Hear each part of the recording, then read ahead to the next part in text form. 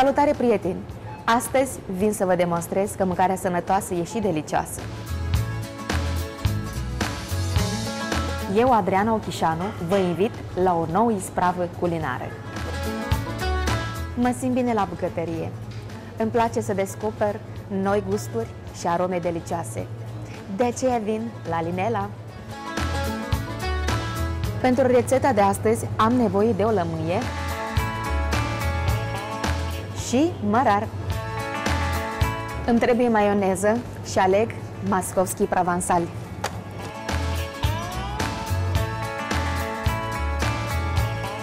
Am să iau și ouă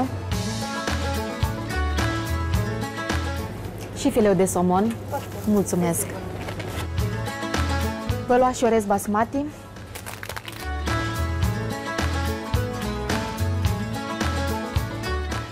Foi de dafin și cardamon de la Fux.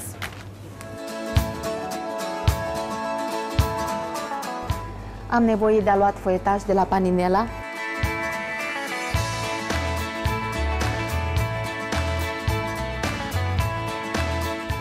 Și unt. Să vedem ce o să iasă din toate astea.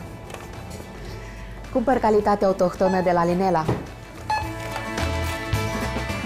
Prieteni, sunt nerăbdătoare să gătesc rețeta propusă de bucătarii de la Linela, dar nu înainte de a invita un oaspete drag, o doamnă distinsă a cântecului nostru popular, artistă emerită, artista poporului, cavaler a Ordinului Republicii. Are mama doi feciori, măi, doi feciori ca două flori, măi. O legendă vie, Valentina Cojocaru. Bine ați venit, stimată doamnă, în bucătăria mea și mă bucur că v-ați făcut timp să pregătim împreună o rețetă delicioasă care ne-a propus-o partenerul nostru, Linela. Doamnă Valentina, vedeți multe ingrediente și chiar sunt curioasă, ce o să gătim noi astăzi? Păi o să vedem acum și când desfacem, iată, aluatul nostru, da. Așa, dar după ce... După cum văd peștele... Dumneavoastră niciodată nu văd de desminteală. Nu, eu văd peștele ăsta și îmi pare că o să fie ceva, mâncare ceva rusească, dacă nu mă înșel.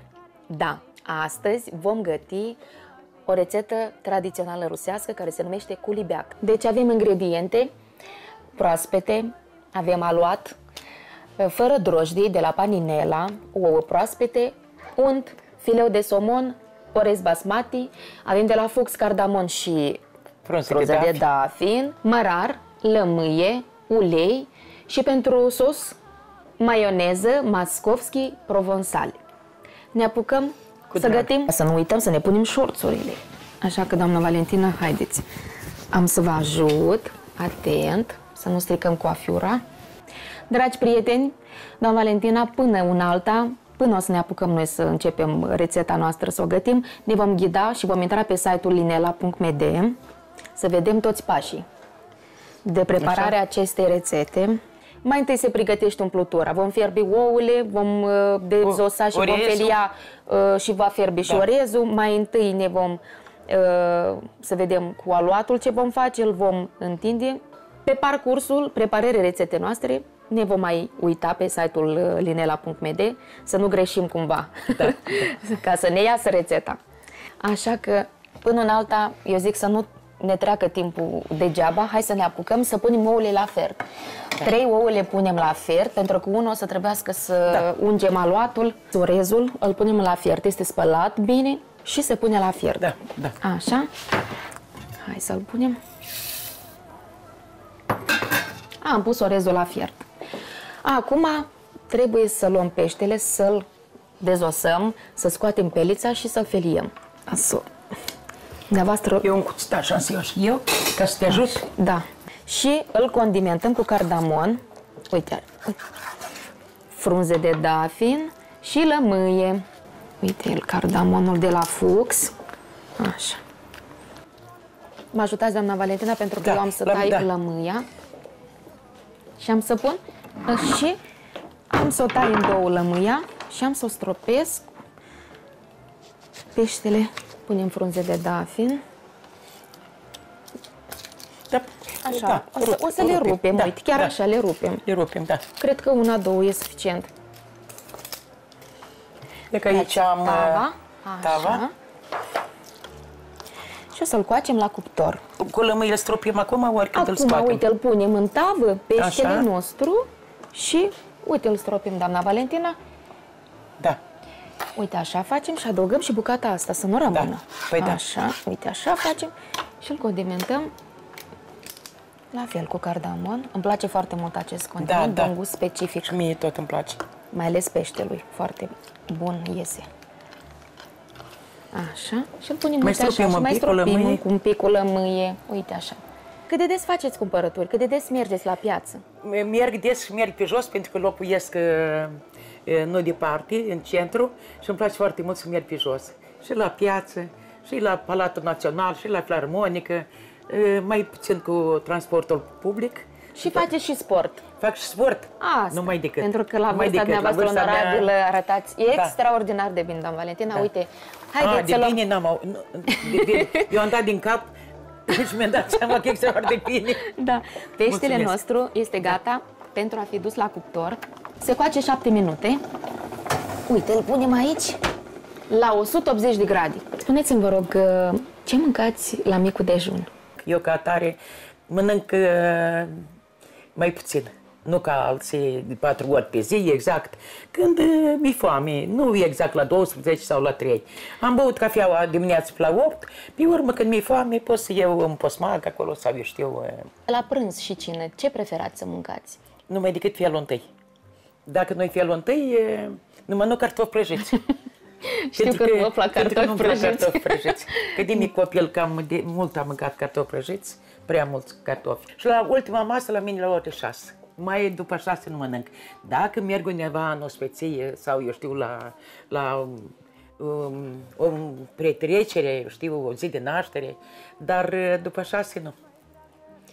Dragi prieteni, dacă o să-i urmați exemplul doamnei Valentina, o să arătați exact ca dumneaei. După 6 nu se mănâncă. Da, numai după 7. Haideți să scoatem ouăle și să le punem la răcit, sub apă rece. Uite ouăle noastre și hai să le decojim și să le tăiem felii. Ce remedii naturiste dumneavoastră preferați ca să vă mențineți în continuare tot așa frumoasă și sănătoasă? Eu am un borcanel cu miez de nucă, miere de albină, cu lămâie, prune uscate și dimineața eu lingur, dar chiar dimineața când mă trezesc, prima ce fac eu, un pahar de apă fiartă, jumătate de lămâie și cu o lingură de miere. Asta este obligatoriu dimineața. Este obligatoriu. Și seara înainte de somn, deci în borcan, într-un borcanel, câte o linguriță înainte de somn, de miere, de albină, cu nuci. Eu, de exemplu, beau 2 pahare de apă și o lingură de ulei de măsline pe stomacul gol. Mă simt foarte bine și îmi hidratează și tenul și este foarte bine și e benefic pentru organismul nostru să ne hidratăm cu apă. Ați fost dintotdeauna iubită în familia mea și sunteți în continuare, ați fost și veți fi mereu idolul meu. Doamna Valentina, vă iubesc enorm de mult, am crescut și de fapt am învățat a cânta muzica noastră populară, ascultându-vă în fiecare seară. La o întâlnire, mulțumesc, la o întâlnire era un moșneag, o întâlnire cu spectatorii, era un moșneag de 80 de ani și o zis că o crescut în câncile mele. El avea 80, de eu aveam 40. Și el a vrut să-mi facă un compliment și a zis că eu am crescut în câncile dumneavoastră. Povestiți-mi ceva din copilăria dumneavoastră.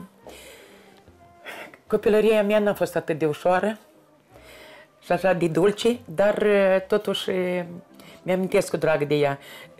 Nu știu ce se întâmpla pe atunci, că noi aveam foarte multe găști în ogradă, foarte mulți boboci. Mama mă trimitea pe mine cu boboci la păscut. Dar bobocei ăștia mici, aveau și mamă și tată. Da. Erau în sac tata cu o gât lung ca de șarpe. Și întotdeauna m-a mușcat de picior. Și odată așa de tare m-am spăriet, m-a mușcat atât de tare că l-am prins de gât Și noaptea să-i dau drumul. L-am ținut și el tot o șuierat și când m-a uitat, a căzut la pământ, a murit. Și eu zic la mama, mamă, a murit găsacul.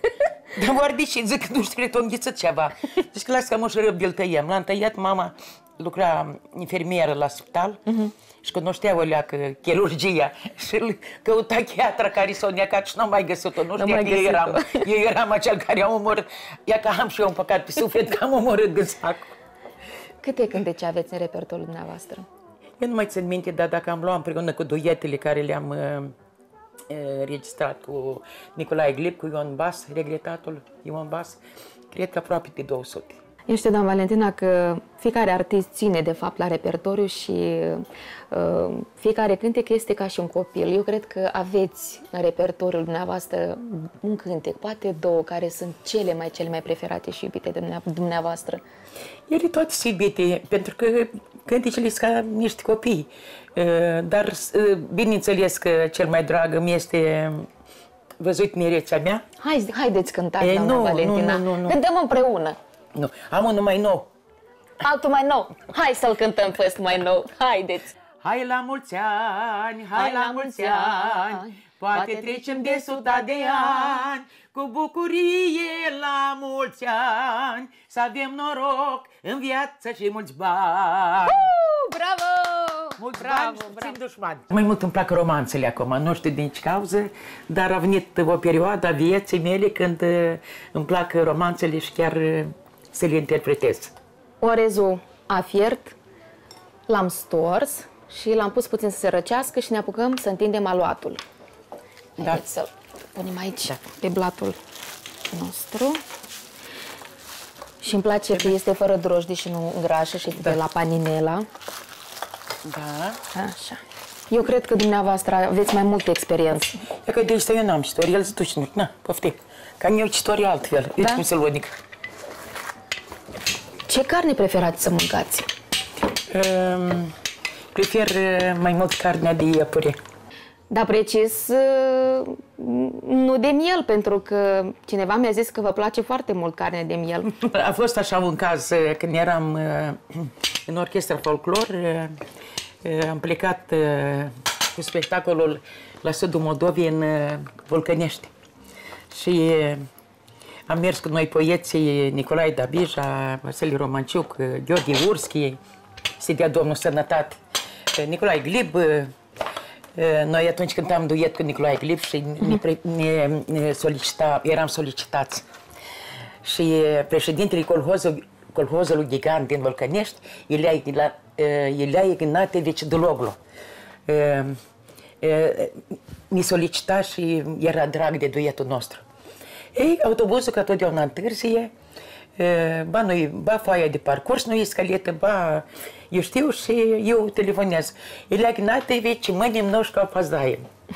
La care el zice, ничего, у меня есть самодеятель, пока вы приедете. А что вы желаете из гагаузской кухни? Eu zic că am vrut să spun miel și am uitat. Și zic că такой очень он такой вкусный, он очень кудрявый очень. Dar zice кудрявый, și am vrut să spun că brumăriu. Și am zis розовый. El zice индюк. Индюк розовый. Индюк. Eu zic nu, у него 4 ноги. А что тогда? Он очень любит зеленая трава. А что это? Да я говорю, вспомнил, что сын овца. Сын овца, Тарья. Сын овца. Это есть, мы знаем. Adică eu iubesc, dar tot ce merge vorba că eu prefer carne de miel, da. Uitați-vă ce frumos un pic arată. Deci aici vom pune primul strat, va fi orezul. Da. Nu trebuie sare, nu, da? Sare, l-am pus la fiert. Nu trebuie nimic pentru că am pus la fiert sare. Vreau să vă atenționez, nu-l puneți pe toată tava, îl puneți pe jumătate.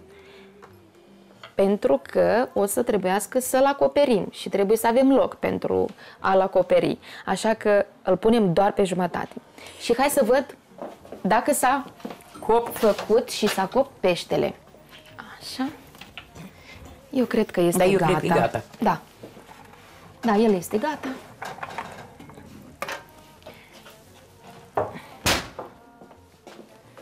și îl tăiem cu bulețe. Haideți să-l dăm aluatul mai încolo și să ne apucăm de pește. O noră bună ați fost? Da, eu am fost o noră foarte bună. Și v-a iubit soacră? Nu știu, nu știu dacă e pe mine. Eu tot la fel. Dar vă împăcați? Păi ne păcam de atât că eu m-am căsătorit la 18 ani. Și am avut posibilitatea, n-am vrut să zic norocul, dar posibilitatea să stau un an cu copilul când l-am adus pe lume la 19 ani, am stat cu socrii împreună, un an de zile. Și... Socrii erau medici? Da, socrii erau medici și de atunci am zis că niciodată copiii nu trebuie să locuiască cu părinții împreună sau socrii cu tinerii sau eu știu, deci totdeauna trebuie să locuiască aparte. Aparte, sigur. Da. Asta e lege. Anul trecut ați jucat o nuntă frumoasă, ați însurat pe cel mai mic fecior. Da. Și vreau să vă întreb, cum sunteți ca soacră? Sunt foarte bună, cred eu. Ne vedem nu prea des, că mai bine mai răruț și mai drăguț. Da, da. Dar îmi pare bine că sunt deoparte, deci locuiesc deoparte și nu-mi place când cineva se amestecă în familie, cu atât mai mult mamele, și eu îi mulțumesc, văd că e bine. În afară de muzica populară, ce muzică mai preferați să ascultați? Îmi place muzica ușoară, eu ca atare îmi plăcea mai mult muzica ușoară pe timpuri decât populară, dar așa mi-a fost soarta, ca să... Doamna Valentina, tot mă întrebați când punem ouăle, uite acum le punem peste un strat foarte subțire. Aha. Așa, îl punem aici, peste somon. Și nu trebuie să pregătim ouul acela pentru să muncim? Trebuie. Am să vă rog pe dumneavoastră să bateți oul. Uite, acum punem ultimul strat de orez, să-l punem peste culibeacul nostru. Dragii mei, momentul cel mai important, trebuie să acoperim umplutura noastră cu stratul ăsta de aluat. Dar nu înainte de a-l acoperi, trebuie să-l tăiem. Uite, facem aici o incizie și îl tăiem. Așa. Așa. Și trebuie să-l lipim foarte, foarte bine. Ascundem toate marginile de sub. Până îl ungem cu ou, trebuie să-l ornăm, să-l gătim, să fie frumos. Da. Luăm roletul și tăiem niște fâșii. Eu zic cam dimensiunea asta. Da. Așa, perfect. Așa. Și facem așa.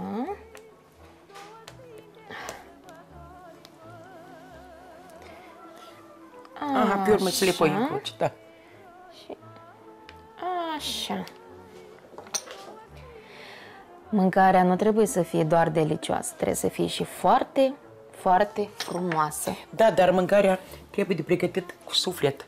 Dacă pregătești cu suflet, se primește gustoasă. Exact, doamna Valentina. Și dacă și mai cântăm, e și mai gustoasă. Am mai trecut un an din viața mea, este o romanță cu primăveri și toamne aurii. Dar mai departe nu știu cuvintele, dar cânta romanța asta. Hai, dar să-l ungem cu ou. Îl ungeți dumneavoastră. Benoni Snulescu, interpretul din România, a venit în ospăție la mine odată și mi-a cântat această romanță. Și de atâta îmi plac romanțele. Ca să respire umplutura noastră, trebuie să o găurim. Haideți să facem niște incizii. Mie îmi place foarte mult procedura asta. Eu sunt foarte mândră de ceea ce și doamna Valentina și haideți să-l punem la cuptor. Doamne ajută! Te ajut! Pentru 25 de minute la 180 de grade. Mulțumesc, dragoste ție! Până în alta noi o să facem sosul. Punem maioneza Mascovski Provençal în bolul nostru cam la jumătate de bol. Uite, e suficient. E suficient. Și adăugăm mărarul tocat. Dar până adaug eu mărarul tocat, vreau să vă întreb, ce virtuți apreciați la moldovenii noștri? Sau calități? Cumințenia, cumsecădenia. Moldovenii noștri sunt foarte cuminți, iertători, nu țin mânie. E ca, de exemplu, eu. Pot să mă cert cu cineva și peste o clipă îmi trece toată mânia și tot bine. Punem mărarul în sosul nostru și tradițional, oaspeții mei, întotdeauna când vin aici la isprava noastră culinară, îmi povestesc ce au mai pățit ei în viața lor. Vreau ispravă, ceva. Eram la o nuntă la nordul Moldovei și eram într-un cort, era un frig și se apropie o femeie de mine, cântasem câteva cântece și zice, mata, ce lucrează? Eu zic, cânt. Dar eu văd că cânti, dar te întreb și linia lucrează. Dar eu zic, pe linia asta, cântecul. Eu văd că neata cânti, dar eu vreau să te întreb neata, și linia ai terminat, ești învățătoare, medic. Eu zic, nu, am terminat pe linia asta. Vedeți cum oamenii... Am învățat la școala muzicală, nu și el spune că ce profesie ușoară aveți. Da, vedeți că oamenii totuși profesia de a cânta este, o consider o profesie ușoară de a cânta.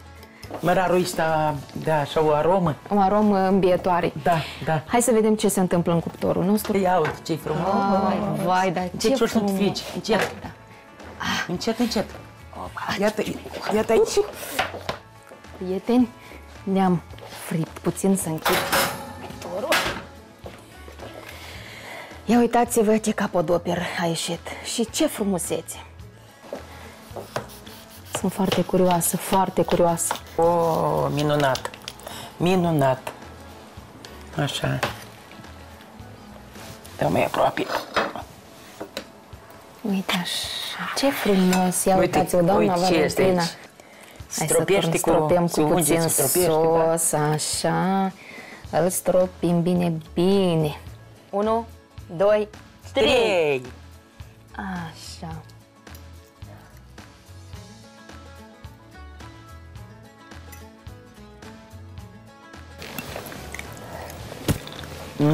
Vă place? O să gătiți rețeta? Nu mai decât. Și acasă? Mie nu trebuie să citesc. Eu țin minte pe de rost. Așa. E foarte bun și pentru prima dată a ieșit chiar gustos. Da.